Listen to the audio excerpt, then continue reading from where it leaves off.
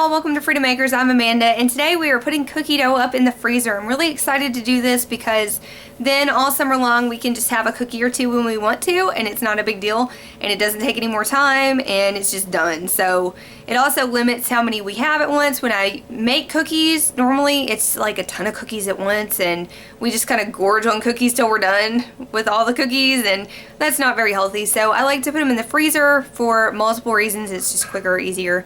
And I tend to eat less of them if I just thaw out maybe 4 at a time or something. So anyway, we're doing that today.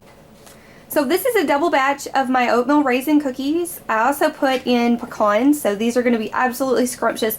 I've got some on this baking sheet. These are marigold seeds that I'm drying out and saving. But anyway, this is my recipe. I think you can see it all. This recipe came out of the lid of the oatmeal container when I was like 4 or something.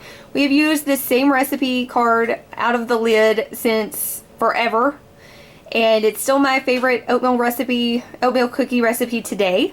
And so I doubled this. The only thing that I modify is the sugar. So instead of using 1 1/4 cups of brown sugar, I have started using coconut sugar.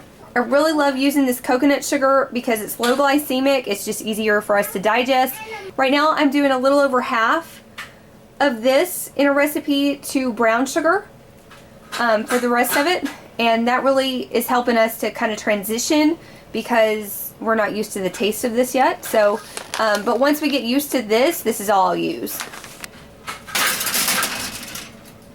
Okay, so while those are in the oven for about 10 minutes on 375, I am going to put the rest of the dough in baggies. So I'm going to get 4 quart-size freezer bags out, and I'll show you what I do with them to make them easier to use later.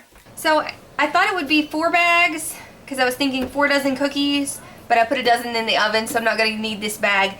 But I went ahead and put equal amounts into these 3 bags. I wrote on it instructions. When you freeze your dough and you're going to cook them from frozen, you want to add about a minute, sometimes 2 minutes. Normally I cook these for 10 minutes at 375.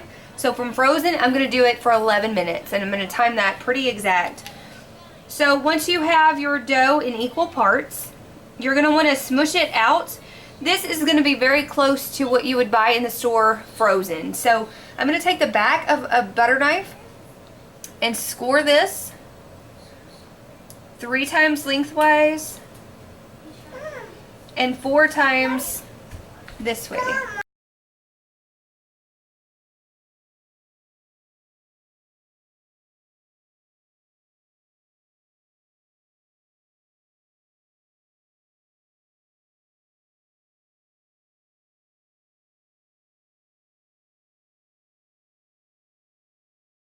So now I have these scored. You can see I didn't go all the way through. They just need to be scored. This way, when you're ready to use these, if I want 4, I can break off 4 and just make that many, or I can have a whole dozen. So it saves me from having just all these cookies in my house at one time. It saves time. It's just great. So I'm going to freeze these completely flat, and then I can stack these up later on after they're completely frozen, because then it won't mess up the scoring. So while I already had everything out, I decided I'd go ahead and make some chocolate chip cookies. I bought chocolate chips the other day. I know, I shouldn't have, but I did, and I decided to make dough. So I always just follow the recipe on the back of the package. It's always worked out fine, and it's freezable. They just don't tell you that. I've never had a problem. So it is worth noting that I did use a gluten-free flour mix in these and in the oatmeal cookies, and then in these I also used the coconut sugar as well. And I did that about half to brown sugar. You do want to put these in the freezer for a little while before you try to score them, because the dough is much softer on a chocolate chip cookie than an oatmeal cookie because of the oatmeal. I hope you guys found these tips helpful today. I appreciate you being here with me, and I'll catch you next time. Thanks for stopping by.